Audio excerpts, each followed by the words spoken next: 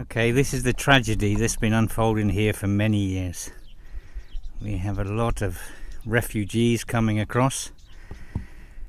In the last week alone, maybe over 1,000 on these beaches. The bottom of the boats are ripped out by the farmers and things. This morning alone, maybe 200 came in. I don't know, 18 children, very young children, 5, 6 years old. And you can see the baby and the little life jackets here. Yeah, this is an adult life jacket here, and next to it we have a small child and another small child there, and there's a small doll that's been left by one of the children. But you can see the size of this doll by the size of my hand here, and the size of the life jacket next to it. Look, let's put them together. Look, you see how small this child was. Last week I picked up a life jacket. It was a small life jacket with flotation devices in the life jacket, a small one for a child of maybe 6, 7 years old. And there was no flotation device in the back of the jacket. If this child went in the water, then this child would have been dead. These traffickers are selling this stuff constantly to the people here. And most of these life jackets are so bloody old. Look at them. It's just unbelievable. The rings they bring their luggage on. So on a boat roughly this size, you'd have maybe 30, 40, sometimes 50. There was one came in last week with over 50 people on the boat this size. Yeah, and they would tow the rings, these rings, with their knapsacks and things, with all their luggage. And some mornings when you look out early in the morning, all you can see is rings floating down the bay here. Yeah. So I know for a fact we took a load in this morning, but there's well over 200 came in last night. These have to be fed. They have to be transported down to Mytilene.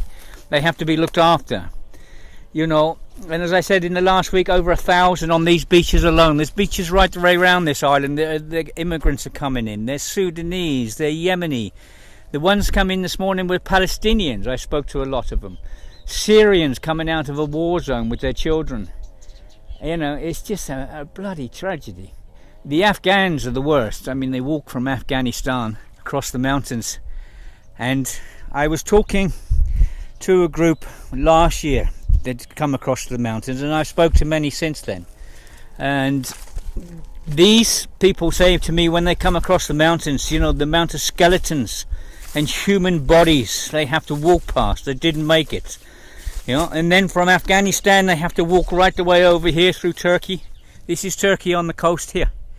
Yeah, and then they have to pay traffickers. They give them such poor material, maybe a boat that a normal couple of children would use to go paddling in, and things like this, just to try and get across, because they don't have the money to get across.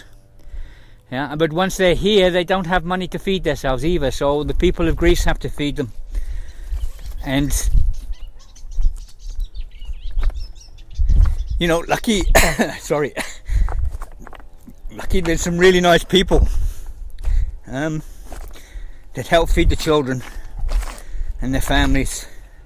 You know, at the moment the Syrians, you know, they're trying to bring their children out from all this bombing and everything else that's going on over there. It's this is another boat here. It just came in last week, this one. On the far beaches there's a couple more boats. I know further up this morning alone 4 or 5 boats come in.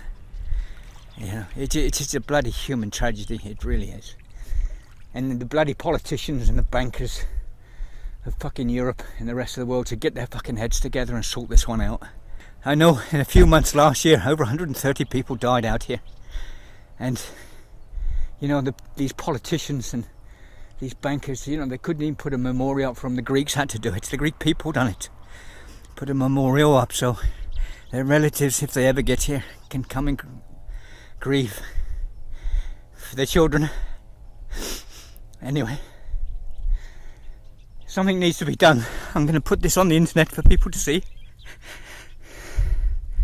and hopefully maybe we'll get some help here in Greece to help look after these poor people. I don't want to film the people themselves because it's wrong. It's wrong to film the children suffering.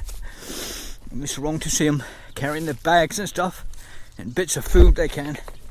So I just film the boats and the waste that they leave when they come in.